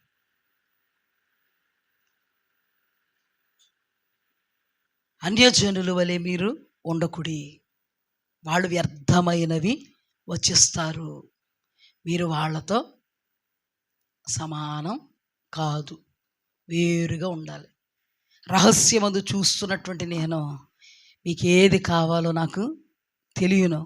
మొదట నన్ను వెదకండి, మొదట నా రాజ్యాన్ని వెదకండి, అప్పుడు అవన్నీ మీకు అనుగ్రహింపడతాయి. సాక్ష్యం అనేది చాలా ప్రాముఖ్యం అండి. సాక్ష్యం కోసమే ప్రాకులాడాలి, దేవునికి భయపడాలి. కొన్ని సందర్భాల్లో మనుష్యులు సాక్ష్యం పోద్దేమో మనుష్యుల మధ్యలని కూడా భయపడాలి. మనం ఎంత యథార్థవంతులమైనా పాలు గ్లాసు పట్టుకుని తాడి చెట్టు కిందకి వెళ్ళి తాగితే జనులు ఏమంటారు తెలుసా? మనం పాలే తాగుతున్న దేవుడు తెలీదా? తెలుసు. దేవుడు తెలీదా? తెలుసు. కానీ ఆ గ్లాసులో ఉన్నటువంటి పాలు చూచి వాళ్ళు పాలు తాగుతున్నాం అనుకుంటారా? ఏమనుకుంటారు? కొన్ని సందర్భాల్లో మనుష్యులకి కూడా మనం దేవుడు రహస్యమందు చూస్తున్నాడు. కొన్ని సందర్భాల్లో కూడా దేవుని నిమిత్తం ఆలోచించి మనల్ని మనం ఏం చేసుకోవాలి? అర్థమైంది మీకు ఈ పాయింట్? సాక్ష్యం గురించి చెప్తున్నాను నేను, సాక్ష్యం గురించి చెప్తున్నాను. మన సాక్ష్యం దేవుడికి అన్నీ తెలుసు. మనుష్యుల మధ్యలో మన సాక్ష్యం పాడైపోతే తెచ్చుకోగలమా? తాడి చెట్టు దగ్గర చూసిన వాళ్ళు ఏమంటారు? మనల్ని కళ్ళు తాగేస్తుంది ఇది అంటారా అనరా? అంతెందుకు వెళతా ఉంటామండి, జస్ట్ ఏదో హైవేలో వెళ్తూ ఉంటాం, రోడ్లో మంచిలు తాగాలనిపించింది. ఓ పాస్టర్ గారు పక్కన కళ్ళు కొట్టు మంచినీళ్ళు తాగాలనిపించింది పాపం ఆయనకి. వెళ్ళి అక్కడ నిలబడ్డాడు అంతే. ఇంకో పాస్టర్ ఇలాగ వెళ్తున్నాడు. ఏంటో తెలుసా? వీడియో ఏంటి? Video YouTube upload, views, comments. Pastor గారు ఏమైపోయారు ఇప్పుడు? ఎవరో చూస్తలేదని కళ్ళు దగ్గర దిగాడు, నేను బంధించేసాను ఇందులో కెమెరాల. ఏమైంది ఇప్పుడు? సాక్ష్యం పోయింది. కొంతమంది సాక్ష్యాన్ని పోగొట్టేసుకుని కూడా తల పైకెత్తుకుని పాస్టర్స్తో సహితం ఏం చేస్తున్నారు? వెళుతున్నారు. ఏమండి, సాక్ష్యం కోల్పోతే నీ మీద ఎన్ని నిందలన్నా ఏనివి లేని పుట్టించనివి. తెలిసి నీ సాక్ష్యం పోయేలాగా నువ్వే ముందుకి వెళ్ళిపోవద్దు. నీ మీద ఎన్ని నిందలన్నా విని నువ్వు ఇంట్లో కూర్చుని పాలు తాగుతున్నావు, ఏదో అనుకోనివి నిన్ను అలాగన్నావు ఇలాగన్నా ఏం పర్లేదు, కానీ నువ్వే అవకాశం ఇచ్చి తాటి చెట్టు కిందకి వెళ్ళి ఏం తాగొద్దు? పాలు తాగొద్దు. నువ్వు ఎప్పుడూ వేరుబాటుగానే ఉండాలి. దేవుడు చూస్తున్నాడు కదా, ఏం పర్లేదులే అని అనుకున్నాడు. మరి ఆయన కళ్ళు దగ్గరికి వెళ్ళాడు, అక్కడ నీళ్లు ఉన్నాయి, ఎవరు పట్టించుకోరు. ఏం పట్టించుకుంటారు? కళ్ళొక్కటే పట్టించుకుంటారు. సాక్ష్యం ఎంతమంది తెలియక అనుకునేవాడు, నో ప్రాబ్లం, మనం అవకాశం ఇవ్వద్దు. సాక్ష్యాన్ని ఏం చేయకూడదు? కోల్పోకండి. సాక్ష్యం కోసం కొన్ని వదులుకోండి. సాక్ష్యం కోసం కొన్ని చంపుకోండి. సాక్ష్యం కోసం కొన్ని గోప్యంగా ఉంచుకోండి. ఎందుకో తెలుసా? మనము మనవారము కాము. మనం ఎవరం? దేవుని బిడ్డలం. హల్లెలూయా. జస్ట్ ఎగ్జాంపుల్ చెప్పాను, దాంట్లో తీసుకోకండి మీరు. జస్ట్ ఎగ్జాంపుల్ చెప్పాను. అంటే మనల్ని మనం అణుచుకోవాలి. యథార్థత, నమ్మకత్వం, పరిశుద్ధత, 4 గోడల మధ్యలో ప్రభువు మనల్ని చూస్తున్నటువంటి విధానం ఎప్పుడు ఏమవకూడదు? చెరగకూడదు. యథార్థవంతులకు దేవుడు ఏ మేలు చేయక మానడు. ఒక సాక్ష్యం చెప్పి నేను ముందుకు వెళ్తాను, ప్రార్థనకు వెళదాం. మనం ఒక సాక్ష్యం చెప్తాను నేను మీకు. దేవుని మహా ఉచితమైన కృపలో వాక్యము దేవుడు మా జీవితంలో ఎప్పటికప్పుడు నెరవేరుస్తూనే వస్తున్నాడు. ఈ వాక్యాన్ని బట్టి చాలా విషయాల్లో, కొన్ని సందర్భాల్లో కొన్ని తెలియనటువంటి వాటిని దేవుడు తెలియపరుస్తున్నప్పుడు ఈ వాక్యాన్ని బట్టి స్వభావమును అణుచుకోవడం నేర్చుకోగలుగుతున్నాను నేను వ్యక్తిగతంగా. కొన్ని సందర్భాల్లో కొన్ని పరిస్థితులు కోపాన్ని పుట్టించినప్పుడు, బాధను పుట్టించినప్పుడు, మాటకు మాట అనేయాలి అని అనిపించేటప్పుడు ఈ వాక్యం నన్ను బలపరిచి నిలబెడుతుంది. హల్లెలూయా. దేవునికి స్తుతి కలుగుగాక. ఎక్కడికక్కడ ఈ వాక్యం నన్ను బలపరిచి నిలబెడుతుంది.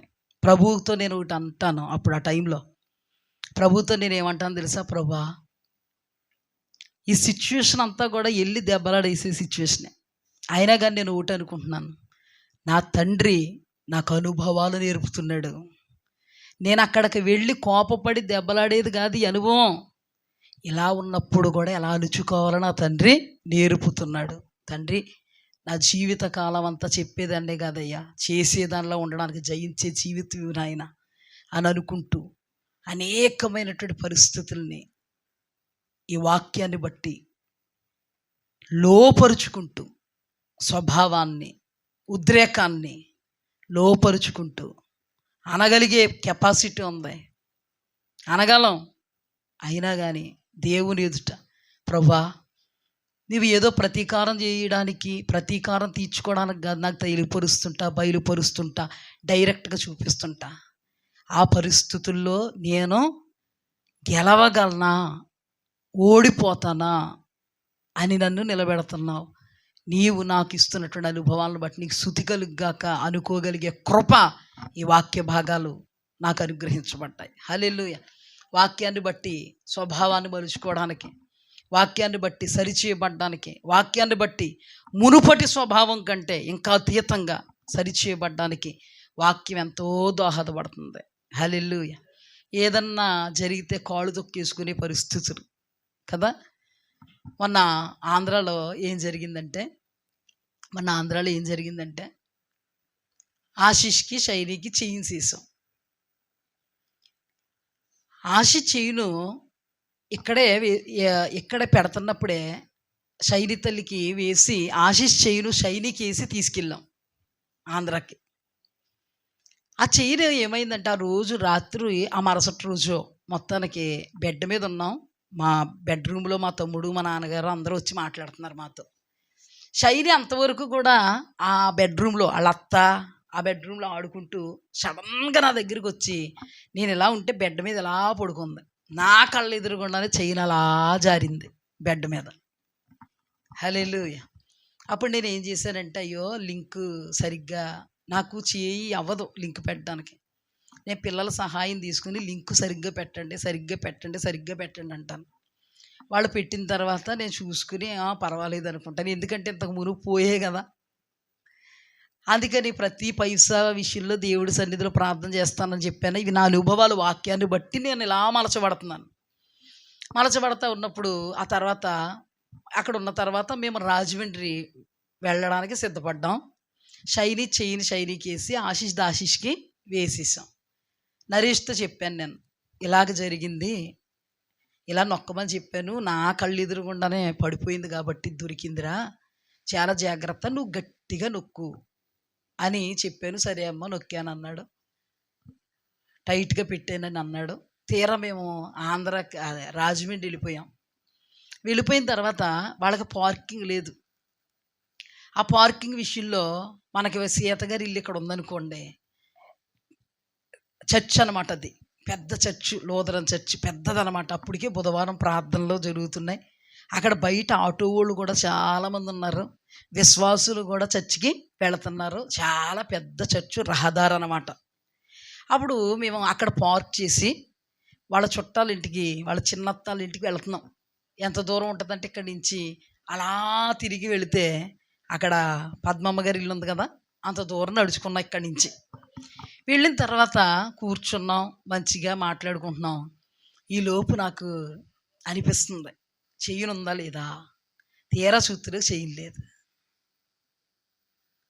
మెడలో చేయలేదు. కంగారు పడుతున్నాడు నరేష్. నేను నరేష్ని కూడా ఏమనలే. కంగారు పడుతుంటే ఒక్కటే అనుకున్నాను, ప్రభువా అది దొరకదు నాకు తెలుసు, దొరకదు. వాళ్ళ చిన్నాన్నగారి ఇంటి దగ్గర నుంచి వీళ్ళ అత్త దగ్గరికి వచ్చి అక్కడ పెట్టి నడుచుకుంటూ వచ్చాం. తీరా చూతులకు చేయలేదు. ప్రభువా కంగారు పడుతున్నాడు నరేష్. అందరూ అంటున్నారు ఇల్లు కారులో చూడు అంటున్నారు. నేను కూర్చున్న చోటనే కూర్చున్నాను, కంగారు పడలే, మరి ఏం చేయలేదు. ఒక్కటే అనుకుంటున్నాను, ప్రభువా ప్రతి రూపాయి మీద నీ దీవెన ఉండాలని ప్రార్థన చేశాను. ఇప్పుడు ఆ చెయ్యిను మిస్ అయింది.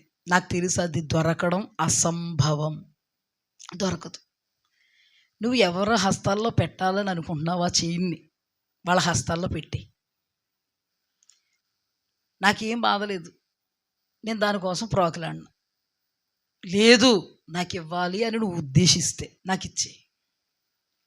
నేను అలాగే కూర్చున్నాను. నరేష్ వెళ్ళాడు, ఆశీష్ కంగారు పడ్డాడు. అలాగే కూర్చుని ప్రభువా నీకు స్తుతి కలుగ్గాక, ఏదైనా నీకు స్తోత్రం, నన్ను బలపరచు, నన్ను బలపరచు, నన్ను బలపరచు అని అనుకుని అలాగే కూర్చున్నాను. కారు అంతా వెతికేశారు, ఎక్కడా లేదు.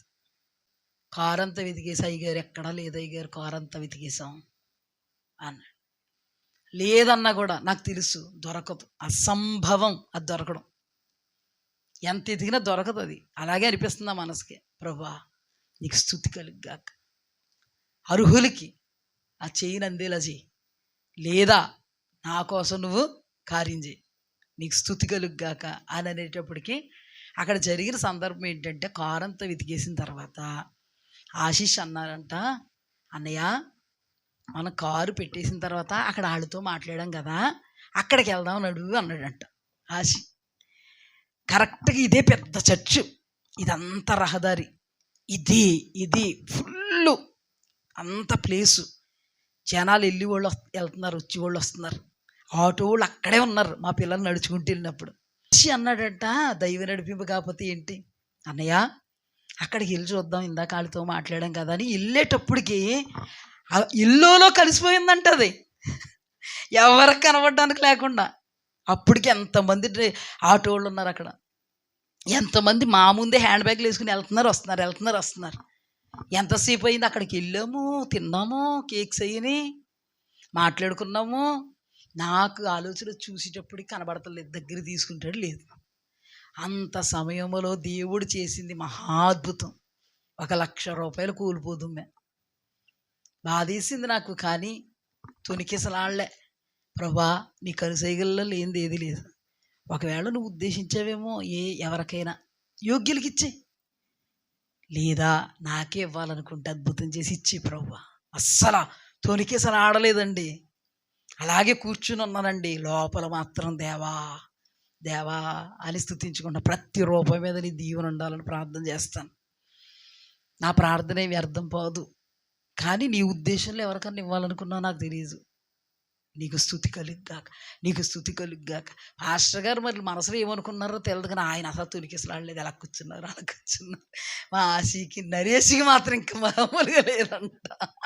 వచ్చాక చెప్తున్నాడు, అమ్మ బాబాయ్ అమ్మ నాకు మాత్రం మామూలుగా లేదమ్మోయ్, ఈకండి అమ్మ బాబు. కానీ నిజంగా దేవుడు ఏమో ఎందుకో తెలియదు, కానీ దొరకడం అనేది అసంభవం అని నాకు తెలుసు, కానీ అద్భుతమే చేసాడు దేవుడు. దేవునికి స్తుతి కలుగ్గాక. ఏమి తిందుమో, ఏమి తాగుదుమో, ఏమి ధరించుకుందుమో అని ప్రాణమును గుర్చేనని, దేహం గుర్చేని చింతించగలడు. ఏది కావాలో మీ పరలోకపు తండ్రికి తెలుసు. మొదట ఆయన రాజ్యాన్ని వెతకండి. నేను కూడా అక్కడ ఎవరి రాజ్యాన్ని వెతికాను? హల్లెలూయా. గాబరా పడ్డానా? ఒక్కటే అనుకున్నాను, ప్రభువా నీ కనుసైగల్లో లేనిది ఏది లేదు, నీకు స్తుతి కలిగి పోతే 1,00,000 రూపాయలు పోద్ది. కానీ అది కూడా కోల్పోకుండా చేతికిచ్చాడు దేవుడు. ఆ రాత్రి సంతోషించగలిగాం. నాకు ఒకేసారి ఏమైపోయేదంటే, ఆలోచించుకుంటుంటే ఇది దొరకడం ఏంటి, అసలు దొరకదు, అసంభవం. అంతమంది జనాల మధ్యలో వీళ్ళిద్దరు నడుచుకుంటుంటే అలా కింద పడితే ఆటో డ్రైవర్లు 3 మంది ఉన్నారు. దేవార్పితం అని తీసుకుంటారు. మామూలుగా హ్యాండ్ బ్యాగ్ వేసుకున్న వాళ్ళు నా ప్రార్థన దేవుడు ఆలకించి చేతులు ఇట్టాడు అనుకుంటారు. అవునా కదా? అలాంటిది దేవుడు కోల్పోయిన దాన్ని ఇచ్చారంటే అసలు నిజంగా మేము కోల్పోయాం. మొదట ఒక చెయ్యిను, అప్పుడు ఇంత తెలియదు మాకు, అప్పుడు గాబరాపడ్డాను. కానీ ఈరోజు నా దేవుడు ఈ వాక్యాన్ని బట్టి నన్ను బలపరుస్తున్నారండి. వాక్యం వినుట వలన విశ్వాసం కలగాల, దేవుని బట్టి కలగాల.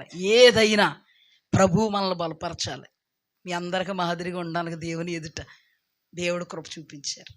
ఒకవేళ కోల్పోతే బాధే ఉండును హృదయంలో, అయ్యో పోయింది. నేను చెప్పేది ఎందుకో తెలుసా? ఏమి తిందుమో, ఏమి త్రాగుదుమో, ఏమి ధరించుకుందుమో అని దేహమును గూర్చేనను ప్రాణమును గూర్చేనను చింతించొద్దు. హల్లెలూయా. దేవునికి స్తుతి కలుగ్గాక. ఈ వాక్యమే కదండి మనల్ని బలపరిచింది. ఈ వాక్యమే కదండి ప్రాకులాడకుండా ఏది ఉంటే దాన్ని దేవుడి కోసం చక్కగా కనుపరిచింది. హల్లెలూయా. ఏం లేదు, దేవుని మీద ఆశ పెట్టుకున్నావా, నిన్ను దేవుడు చూస్తాడు. దేవుని మీద ఆశ పెట్టుకున్నావా, నిన్ను దేవుడు మోస్తాడు. రహస్యమందు దేవుని ఎదుట యథార్థంగా ఉన్నావా, నీవు దేవుని ఎదుట కలిగినటువంటి యథార్థతకు బహుమానం ఇయ్యక మానడు. హల్లెలూయా. చివరి మాట, ఎవరన్నా ఒక బహుమానం తెచ్చేలా ఇచ్చారనుకోండి, పార్సిల్ చేసి, ఖచ్చితంగా ఎంత అలాంటోళ్ళకైనా ఏంటిది బహుమానం అంటే అంత ఆశ కదా. నీవు నీ దేవుని ఎదుట కనుపరిచేటువంటి యథార్థత, భయముతో కూడిన భక్తి, ఆయన చేతుల్లో నుంచి నీకు బహుమానం వస్తుంది. హల్లెలూయా. ఈ బహుమానం నువ్వు ఎక్స్పెక్ట్ చేయని అన్ఎక్స్పెక్టెడ్. హల్లెలూయా. అద్భుతం. ఇవన్నీ ఇవ్వగలిగేది ఎవరో? దేవుడే. ప్రభువు తప్ప మరి ఎవ్వరి వలన ఇది సాధ్యం కాదు. ఈరోజు నేను చెప్పిన సాక్ష్యంలో కోల్పోయినది కూడా తండ్రి ఇచ్చాడు. అంటే నేను ఎందుకు చెప్తానంటే ఇదంతా శరీరకమే కదా. అంటే దేవుడు నా జీవితంలో నా అనుభవంతో నేను చెప్తున్నాను. తినే తిండి దగ్గర నుంచి, కట్టే బట్ట దగ్గర నుంచి, ఉండే నివాసం దగ్గర నుంచి, ఇవి మేము చేసుకుంటే వచ్చినవి కాదు, మా ఆలోచనలు బట్టి జరిగినవి కాదు. నేను వాక్యాన్ని పట్టు చెప్తున్నాను. దేవుడు తన బిడ్డలాగా మా మీద కలిగినటువంటి తండ్రి కంటే అతీతమైనటువంటి ప్రేమతో మాకు ఇలాగ డిజైన్ చేశాడు. హల్లెలూయా. ఇలా సెట్ చేశాడు. హల్లెలూయా. ఇదంతా శరీర సంబంధమైంది కాదండి. ఏమండి, మా ఇంటికి ఇంజనీర్స్ వస్తారండి, మా ఇంటికి పెద్ద పెద్ద మినిస్ట్రీ నాయకులు వస్తారండి, బెంగళూరు నుంచి వస్తారండి, ఇతర దేశాల నుంచి వస్తారండి మా ఇంటికి. మమ్మల్ని కలుసుకున్నప్పుడు ఒకే మాట అంటారు తెలుసా? బెంగళూరులో ఉన్న వాళ్ళు అంటారు, మాకు కూడా లేదండి సెటప్ అంటారు. నేను హెచ్చించుకోవట్లేదు సుమా, ఎవరో కూడా హెచ్చించుకున్నారని అనుకుంటే ఒకవేళ ఈ మాటలు మీకు ఆశీర్వాదకరంగా ఉండవు సుమా. ఏమండి, ఎప్పటికీ మర్చిపోకూడదండి ప్రభువుని. ఇది నీకైనా నాకైనా ప్రభువు పెట్టిన భిక్షం. ఆయన భిక్షం వల్ల ఈరోజు బ్రతుకుతున్నాం. మన జ్ఞానం ఏంటండి ఇదంతా? మన జ్ఞానమా? మన జ్ఞానం వెర్రి జ్ఞానం అంటండి. ఇది ఎక్కడ ఎట్టాలో తెలదా. ఆయన జ్ఞానం ఇవన్నీ రాక మునిపే సెట్ చేసిన జ్ఞానం. ఆయన జ్ఞానం పిల్లల పుట్టకు మునిపే సెట్ చేసిన జ్ఞానం. ఎందుకు తెలుసా? దేవుని ఎదుటి యథార్థత, నమ్మకత్వం, పరిశుద్ధతతో నీ ఉంటే రహస్యమందు చూచుచున్న దేవుడు బహుమానంగా ఇస్తాడు నీ చేతికి. హల్లెలూయా. నేను ఒక్కటంటా, నా దేవుడు. హల్లెలూయా. నా తండ్రి కాదు, నా తల్లి కాదు, నా భర్త కాదు, నానబడిన వాళ్ళు కాదు, నా బిడ్డలు కాదు, నేను ఒక్కటే అనుకుంటాను, నా దేవుడు. రాత్రులు పడుకున్నప్పుడు అలాంటప్పుడు సడన్గా లిగిస్తేనే, అలాంటప్పుడు కూడా ప్రభువా నీ కృప నాయన, ప్రభువా నీ కృప నాయన, నువ్వు చేస్తే ఇలా ఉంటుంది, నువ్వు ఇస్తే ఇలా ఉంటుంది, మేము యోగ్యులం కాదు, పాత్రులం కాదు తండ్రి, ఎందుకు మా పనికి రాని వాళ్ళు నాయన తండ్రి. ఆ ఇద్దరు బిడ్డలు చూసి ఆ టైంలో ప్రభువా గొడ్రాలు నాయన, నేను గొడ్రాలుగా పిలువబడ్డాను ప్రభువా, ఇద్దరు బిడ్డలు మా కౌగిట్లో పడుకున్నాను, నీకు స్తోత్రం స్తుతించుకుని వచ్చి పడుకుంటాను. ఎందుకో తెలుసా? ప్రభువుని ఎవరు కూడా మర్చిపోకూడదు. కృతజ్ఞత. పెంట కుప్పలో నుంచి ఎత్తాడు మనల్ని దేవుడు. హల్లెలూయా. ఊబిలో నుంచి లాగాడు దేవుడు. ఈరోజు నీ వైభవం అందరికి కనబడుతుంది. ఈ వైభవం వెనకతల దేవుని యొక్క కష్టం, దేవుని యొక్క శ్రమ, దేవుని యొక్క త్యాగం. ఆ త్యాగానికి విలువ మన కృతజ్ఞులమై సాష్టాంగపడునంతగా రహస్యమందున చూచుచున్న దేవుని ఎదుట యథార్థత, నమ్మకత్వం, పరిశుద్ధత. హల్లెలూయా. దేవుడు పులకించిపోవాలి.